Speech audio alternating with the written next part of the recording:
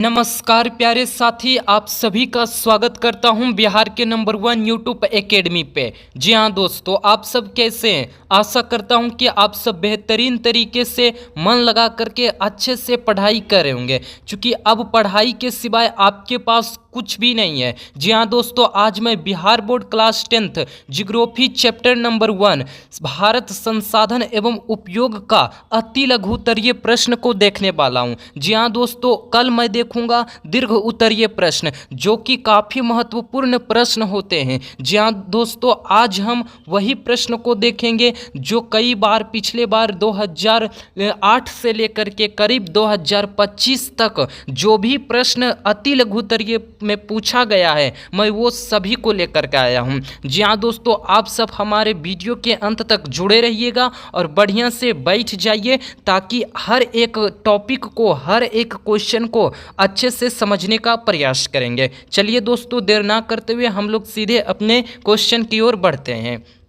यहाँ पे आपके लिए एक मोटिवेशनल लाइन है दोस्तों, इसके विषय में थोड़ी सी जानकारी ले लेते हैं। यहाँ पे आपको बताया गया है प्यारे साथी, समय के पास इतना समय नहीं है कि वो आपको दोबारा समय दे सके। जी हाँ दोस्तों, आप जो भी पढ़िएगा उससे बढ़िया से पढ़ाई कीजिएगा, क्योंकि आपको दोबारा ना पढ़ना पड़े, है ना। इतना समय नहीं है आपके पास कि आप एक ही चीज़ को 4 बार पढ़ सको। एक बार पढ़े बहुत है, 2 बार पढ़े बहुत है, लेकिन रिवीजन आपको करते जाना है। जी हाँ दोस्तों, चलिए हम लोग आगे बढ़ते हैं। हमारा सबसे पहला क्वेश्चन नंबर होता है दोस्तों, संसाधन को परिभाषित करो। क्या चीज़ बोलता है? संसाधन को परिभाषित करो, यानी कि हमें संसाधन को परिभाषित करना है। तो संसाधन किसे कहते हैं? तो वे सभी चीज़ें, है ना, वे सभी चीज़ें। मैं यहाँ पे सीधे अपने आंसर को पहले पढ़ता हूँ, उसके बाद मैं आपको समझाऊंगा। कहता है, आंसर क्या कहता है?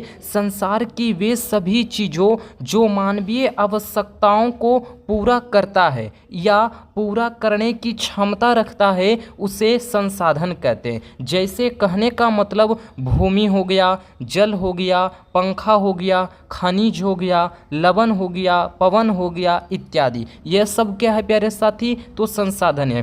कहने का मतलब इसमें कहा जा रहा है कि वे सभी चीज़ें जो हमारी ज़रूरतों को पूरा करते हैं, जैसे कि यहाँ पे एग्जाम्पल में क्या लिया गया है? जल लिया गया है, तो हमारी ज़रूरतों को पूरा करते हैं। पंखा लिया गया है, यह हमारी ज़रूरतों को पूरा करते हैं। खनिज हैं, लवण है, पवन है यानी वायु है, तो ये सारी चीज़ें हमारी ज़रूरतों को पूरा करता है, और जो हमारी ज़रूरतों को पूरा करता है उसे हम लोग संसाधन कहते हैं। जैसे मैं एग्जाम्पल में मैं और बता दूं तो मम्मी पापा, तो वे दोनों जो होते हैं वे हमारी ज़रूरतों को पूरा करते हैं। तो मम्मी पापा हमारे लिए एक प्रकार के साधन हैं, है ना। एक प्रकार से वे क्या है? एक साधन है ना। तो उन्हें हम साधन कह सकते हैं, जिनसे हमारी ज़रूरतें पूरी हो रही है। वे सभी चीज़ें इस संसार में संसाधन कहलाते हैं। जी हाँ दोस्तों, आई होप कि आपको यह आंसर समझ में आ गई होगी। चलिए हम लोग नेक्स्ट क्वेश्चन की तरफ बढ़ते हैं। हमारी क्वेश्चन नंबर, अच्छा यहाँ पे एक पॉइंट लिखा गया है दोस्तों, इसे भी देखते हैं। जिमरमैन ने कहा था कि संसाधन होते नहीं बल्कि बनते हैं। जी दोस्तों, आपको यह पॉइंट को याद रखना है। जिमरमैन ने कहा था, किसने कहा था? तो जिमरमैन ने कहा था कि संसाधन होते नहीं हैं बल्कि बनते हैं। बात बिल्कुल सही है, संसाधन अपने आप नहीं होते हैं बल्कि वे बनते हैं। जी हाँ दोस्तों, और यह जिमरमैन ने कहा था। चलिए हम लोग आगे बढ़ते हैं। हमारी दूसरी प्रश्न नंबर है प्यारे साथी, संसाधन के प्रकार को वर्णन करें, यानी संसाधन के जो प्रकार है वह कितने प्रकार के होते हैं और उनके विषय में हमें लिखना है। तो चलिए इसे समझने का प्रयास करते हैं। सबसे पहले यहाँ पे आंसर लिखा गया है, संसाधन मुख्य रूप से 2 प्रकार के होते हैं। कितने प्रकार के होते हैं? तो 2 प्रकार के होते हैं। तो सबसे पहला जो संसाधन होता है वह होता है प्राकृतिक संसाधन, और दूसरा जो होता है वह होता है मानवीय संसाधन। जी हाँ दोस्तों, चलिए प्राकृतिक प्राकृतिक संसाधन किसे कहते हैं और मानवीय संसाधन किसे कहते हैं, इसे समझने का प्रयास करते हैं। हम लोग आगे बढ़ते हैं। यहाँ पे लिखा गया है प्राकृतिक संसाधन। जी हाँ दोस्तों, प्राकृतिक संसाधन किसे कहते हैं, आंसर में देखते हैं। आंसर कहता है प्रकृति, यानी कि जो प्रकृति होती है या प्रकृति या पर्यावरण में पाए जाने वाले वैसे संसाधन जिससे मनुष्य अपनी सभी आवश्यकताओं की पूर्ति करता है, उसे हम प्राकृतिक संसाधन कहते हैं। जैसे वायु हो गया, जल हो गया, प्रकाश हो गया, मिट्टी हो गया इत्यादि प्राकृतिक संसाधन होते हैं। कहने का मतलब यहाँ पे कहा जा रहा है प्यारे साथी, मैं आपको शॉर्ट में दम समझा देता हूँ बढ़िया से। प्राकृतिक संसाधन जिनसे मनुष्य अपनी आवश्यकताओं को पूरा करता है और वह प्रकृति से करता हो। जैसे कि मनुष्य कोई होते हैं, कोई व्यक्ति तो अपने जो खाना होते हैं वह लकड़ी से बनाते हैं। अब वे अपने भोजन को लकड़ी से बनाते हैं, यानी लकड़ी एक प्राकृतिक संसाधन है, यह पर्यावरण की देन है। तो यह एक मनुष्य के लिए उपयोग हो रहा है। जो प्राकृतिक संसाधन है यह मनुष्य के लिए उपयोग हो रहा है, तो इसीलिए इसे प्राकृतिक संसाधन कहते हैं। यानी कहने का मतलब सीधा सा सरल सा, पर्यावरण से यदि हमें लाभ हो रहा हो, किसी भी प्रकार की आवश्यकताओं पूरा कर रहा हो प्रकृति हमें, तो उसे हम प्राकृतिक संसाधन कहते हैं। जी हाँ दोस्तों, आई होप कि आपको यह टॉपिक समझ में आ गई होगी। नेक्स्ट है हमारी मानवीय संसाधन। जी हाँ दोस्तों, मानवीय या फिर कृत्रिम संसाधन भी इसे कहते हैं, यानी कि वैसे संसाधन जो मानव के द्वारा बनाया गया हो और वह स्वयं इस्तेमाल करता हो। पहले तो मैंने प्राकृतिक संसाधन पढ़ा जो प्रकृति से हमें प्राप्त होते हैं, जैसे लकड़ी होते हैं, गोंद होते हैं, वे सभी चीज़ें। और यहाँ पे मैं क्या पढ़ूँगा, मानवीय संसाधन, यानी कि कृत्रिम संसाधन जो मानव स्वयं बनाते हैं और बना करके उसे स्वयं इस्तेमाल करते हैं, उसे हम लोग कहते हैं मानवीय संसाधन। चलिए आंसर देखते हैं। मानव द्वारा बनाया गया वैसा संसाधन जिससे वह स्वयं अपनी आवश्यकताओं की पूर्ति करता है, उसे हम कृत्रिम संसाधन कहते हैं। जैसे टीवी, वस्त्र, कलम, पुस्तक इत्यादि, यानी ये सभी चीज़ें मनुष्य बनाता है। टीवी, वस्त्र, कलम, पुस्तकें और भी चीज़ें एग्जाम्पल में लिए जा सकते हैं। तो वे जो चीज़ मानव बनाता है और स्वयं उपयोग करता है, अपनी ज़रूरतों को पूर्ति करने के लिए वह स्वयं उपयोग करता है, उसे हम लोग मानवीय संसाधन या फिर कृत्रिम संसाधन कहते हैं। जी हाँ दोस्तों, आई होप कि आपको यह भी आंसर याद हो गया होगा, समझ में या आ गया होगा। जी दोस्तों, हम लोग नेक्स्ट प्रश्न की ओर बढ़ते हैं। तो प्रश्न नंबर तीसरा कहता है, प्रश्न नंबर तीसरा है प्राकृतिक संसाधन कितने प्रकार के होते हैं। जी हाँ दोस्तों, प्राकृतिक संसाधन कितने प्रकार के होते हैं। पहले तो मैंने पढ़ा संसाधन जो दो प्रकार के होते हैं, एक प्राकृतिक संसाधन और दूसरा क्या पढ़ा, मानवीय संसाधन। लेकिन यहाँ पे प्राकृतिक संसाधन भी दो प्रकार के होते हैं। जी हाँ दोस्तों, यहाँ पे आंसर कहता है प्राकृतिक संसाधन मुख्य रूप से दो प्रकार के होते हैं।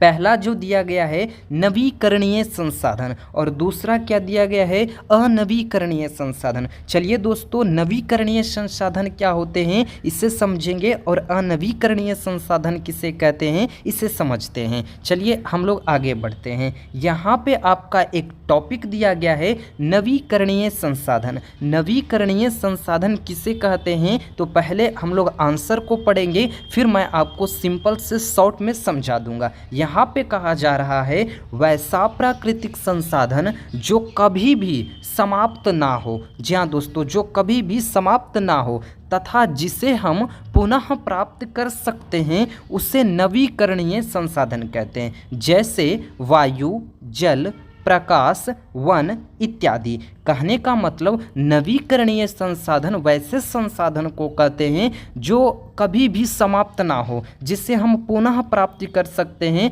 यानी दोबारा प्राप्त कर सकते हैं, उससे नवीकरणीय संसाधन कहते हैं। जैसे वायु, वायु जो है, हवा जो है, कभी भी समाप्त नहीं हो सकती है, इसे हम आज भी प्रयोग करेंगे और कल भी प्रयोग करेंगे। जैसे जल, जल कभी भी समाप्त नहीं हो सकता है, इसे हम आज भी पिएंगे और कल भी पिएंगे। प्रकाश, ये सब जो चीज़ें हैं कभी भी समाप्त नहीं होगी और जो कभी भी समाप्त समाप्त नहीं होगी उसे नवीकरणीय संसाधन कहेंगे। इसे हम सिंपल से कैसे याद रख सकते हैं, देखिए यहाँ पे लिखा गया है नवीकरणीय। नवी न का मतलब होता है मतलब कभी भी नहीं, न का मतलब ऐसे समझ लीजिए कि नया, न का मतलब क्या चीज़, नया, और विकरणीय यानी इसका अर्थ होता है फिर से प्राप्त करना, यानी कि कहने का मतलब नया करके फिर से प्राप्त करना नवीकरणीय कहलाता है। तो हमने वैसे शब्द को प्रयोग किया है जो आपको सीधा दिमाग में चले जाए। जी दोस्तों, मैंने कोई भी कठिन वर्ड को प्रयोग नहीं किया है जिनसे आपको समझने में या फिर याद करने में परेशानी होगी, दिक्कत होगी। मैं सरल सी भाषा अपने भाषा में इसे लिख करके लाया हूँ जो बिहार बोर्ड के लिए काफ़ी महत्वपूर्ण है। जी हाँ दोस्तों, आई होप कि आपको यह टॉपिक समझ में आ गई होगी। हम लोग नेक्स्ट टॉपिक समझेंगे अनवीकरणीय संसाधन। जी हाँ दोस्तों, अनवीकरणीय संसाधन किसे कहते हैं और यह क्या होता है। अनवीकरणीय, अ लग गया यानी कि असत्य हो गया, इन्हें कभी भी हम प्राप्त नहीं कर सकते हैं, उसे हम लोग कहते हैं अनवीकरणीय संसाधन। चलिए आंसर क्या कहता है हम उससे समझते हैं। वैसा प्राकृतिक संसाधन जो एक सीमित समय के बाद समाप्त हो जाता हो, जिसे हम पुनः प्राप्त नहीं कर सकते हैं, उसे हम अनवीकरणीय संसाधन कहते हैं। जैसे कोयला, पेट्रोलियम, प्राकृतिक गैस इत्यादि, यानी कि वे सभी संसाधन जिसे हम कभी भी प्रयोग नहीं कर सकते हैं। एक बार यदि हम उसका इस्तेमाल कर लिए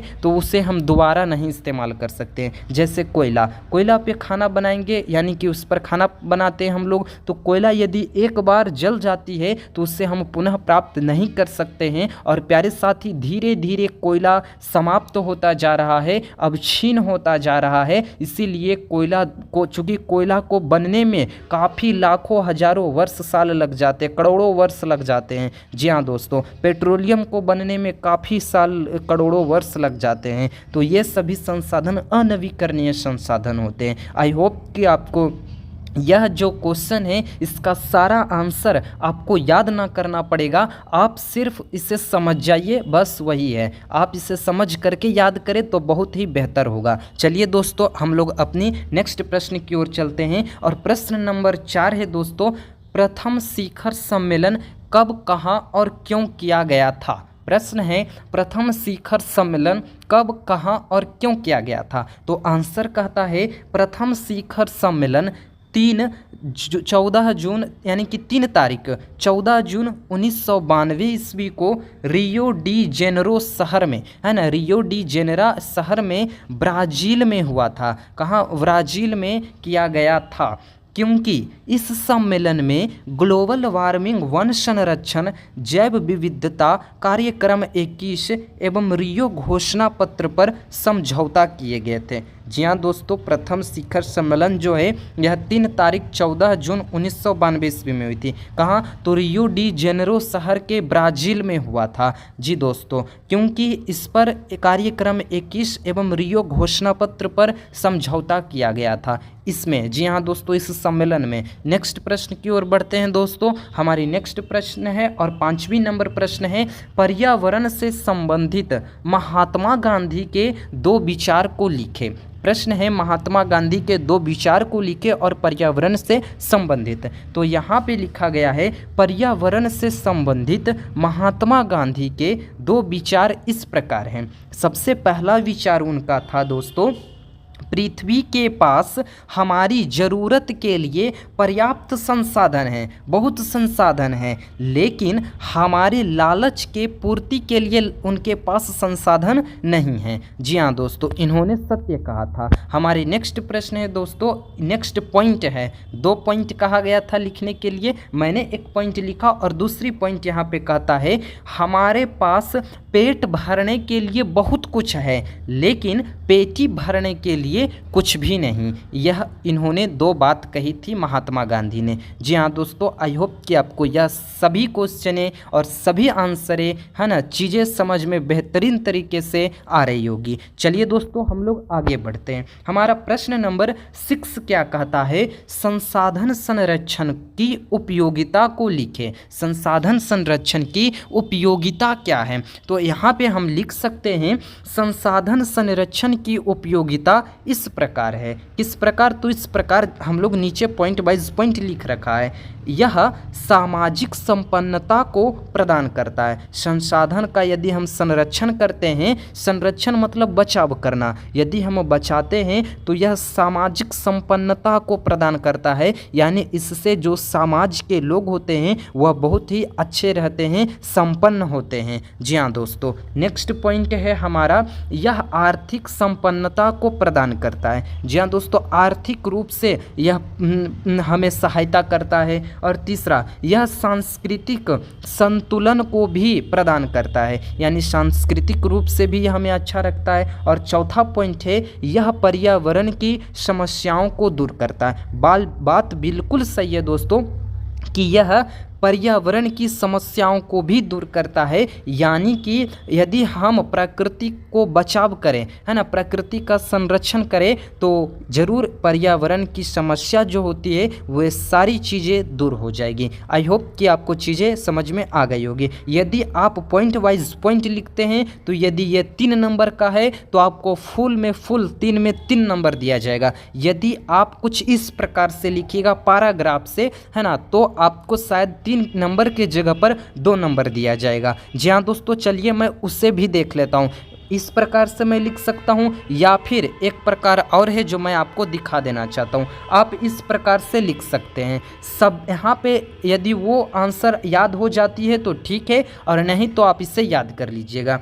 कहा जा रहा है, सभ्यता एवं संस्कृति के विकास में संसाधनों की अहम भूमिका होती है। संसाधनों को विवेकपूर्ण सामाजिक, आर्थिक, सांस्कृतिक एवं पर्यावरणीय समस्याओं के समाधान हेतु उपयोग करना ही संरक्षण कहलाता है। क्या कहलाता है? संरक्षण कहलाता है ना। अर्थात भविष्य में आने वाली पीढ़ी को इसी रूप में संसाधन मिले, अतः इसका संरक्षण या बचाव करना बहुत आवश्यक है। आप इतना लिखिएगा तो आपको शायद 3 नंबर का होगा तो 2 नंबर दिया जाएगा। जी हाँ दोस्तों, यदि आप पॉइंट में लिखते हैं किसी भी चीज़ को तो आपको फुल में फुल दिया जाता है। चलिए दोस्तों, हम लोग नेक्स्ट प्रश्न की ओर चलते हैं। प्रश्न नंबर 7वां कहता है, संसाधन निर्माण में तकनीक की क्या भूमिका है, स्पष्ट कीजिए।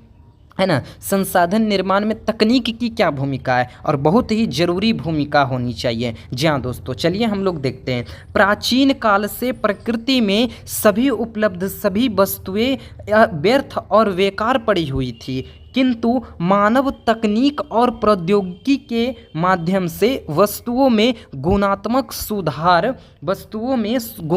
सुधार लाकर उसे, है ना, जीवाणु उपयोगी बनाने का काम किया है। जी हाँ दोस्तों, जो पहले वस्तुएं थे प्रकृति में कुछ इसी प्रकार से धरी हुई रहती थी, व्यर्थ पड़ी हुई रहती थी, लेकिन मानव ने उसे धीरे धीरे अपने कार्यों में प्रचलित करने लगे, अपने कार्य में उसे उपयोग करने लगे, जिनसे जीवाणु उपयोगी बन गया, यानी कि हम सभी के लिए प्रकृति में उपलब्ध सभी वस्तुएं उपयोगी बन गए हैं। जी हाँ दोस्तों, ठीक इसी प्रकार से जापान वस्तु विहीन होकर भी तकनीक के कारण संसाधन संपन्न देश बना है। जी हाँ दोस्तों, आप इस एग्जाम्पल को ले सकते हैं, देख सकते हैं। जापान जो था वह वस्तु विहीन था, लेकिन उन्होंने तकनीक के माध्यम से संसाधन को अपनाया और एक संपन्न देश बन चुका है। जी हाँ दोस्तों, हमारी नेक्स्ट प्रश्न है दोस्तों, और 8वां नंबर प्रश्न है, काफ़ी महत्वपूर्ण प्रश्न है। यह प्रश्न कई बार पूछे जा चुके भी हैं।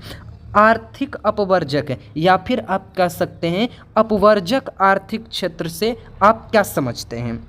अपवर्जक आर्थिक क्षेत्र से आप क्या समझते हैं, या आर्थिक अपवर्जक क्षेत्र से आप क्या समझते हैं? तो आंसर कहता है, किसी देश की तटरेखा से 200 किलोमीटर की दूरी तक का क्षेत्रफल उस देश का आधिपत्य होता है, जिसका केवल वही बिजली, मत्स्य पालन, परिवहन आदि के लिए उपयोग कर सकता है। आर्थिक अपवर्जक क्षेत्र कहलाता है। जी हाँ दोस्तों, आर्थिक अपवर्जक क्षेत्र का मतलब किसी देश के तट रेखा से, यानी कि 2 देश है और उसके तट रेखा से 200 किलोमीटर का दूरी जो होता है ना, वह उपयोग कर सकता है ना। और वही देश कर सकता है जिसके अधीन होता है, वह कर सकता है। बिजली उत्पादन में कर सकता है, मछली को पालने में कर सकता है, परिवहन के लिए वह कर सकता है ना। वो आर्थिक अपवर्जक क्षेत्र कहलाते हैं। जी हाँ दोस्तों, आई होप कि आपको चीज़ें समझ में आ रही होगी। हमारा नेक्स्ट है, यहीं पे बताया गया है विकास के स्तर पर भी संसाधन को 4 भागों में वर्गीकृत किया गया है। यानी आर्थिक अपवर्जक क्षेत्र में भी संसाधन को 4 वर्गों में विभाजित किया गया है। सबसे पहला संभावी संसाधन, दूसरा विकसित संसाधन, तीसरा संचित कोष संसाधन और चौथा भंडार संसाधन। और इन सभी संसाधनों को मैं लॉन्ग आंसर में बता दूंगा। इन सभी को मैं लॉन्ग आंसर लाऊंगा। जब लॉन्ग आंसर क्वेश्चन, ये तो दीर्घ उत्तरीय प्रश्न, लघु उत्तरीय प्रश्न चल रहे हैं दोस्तों, है ना। मैं कल दीर्घ उत्तरीय प्रश्न को लाऊंगा और दीर्घ उत्तरीय प्रश्न में मैं एक एक टॉपिक को बढ़िया से क्लियर कर दूंगा। आई होप कि चीज़ें आपको बढ़िया से समझ में आ रही है। यहाँ पे आपके लिए मैं एक नोट पॉइंट लाया दोस्तों, आप इस नोट को बढ़िया से पढ़िएगा। पर्यावरण संरक्षण हेतु सबसे पहले स्टॉकहोम में विश्व शिखर सम्मेलन 1972 ईस्वी में आयोजित हुआ था। इसी सम्मेलन के बाद प्रति वर्ष 5 जून को पर्यावरण दिवस के रूप में मनाया जाता है। जी हाँ दोस्तों, है ना, 5 जून को पर्यावरण दिवस के रूप में मनाते हैं। और यह सबसे पहले स्टॉकहोम में विश्व शिखर सम्मेलन 1972 ईस्वी में आयोजित हुआ था। इसे भी आप याद रखिएगा। आई होप कि आपको चीज़ें समझ में आ गई है। जितना भी आज का क्वेश्चन और आंसर कराया गया है, आप उसे आज के आज ही याद कर लीजिएगा दोस्तों। इससे कल के भरोसे नहीं छोड़िएगा, क्योंकि कल भी आपके और भी प्रश्न बढ़ने वाले हैं। जी हाँ दोस्तों, आई होप कि चीज़ें समझ में आ गई होगी। यदि वीडियो अच्छी लगी तो लाइक कर दीजिएगा, और चैनल पे नए हैं तो चैनल को सब्सक्राइब भी कर लीजिएगा दोस्तों। आपने हमारे साथ वीडियो के अंत तक जुड़ा रहा, इसके लिए मैं आपको दिल की गहराइयों से धन्यवाद देता हूँ। थैंक यू दोस्तों, बहुत बहुत धन्यवाद।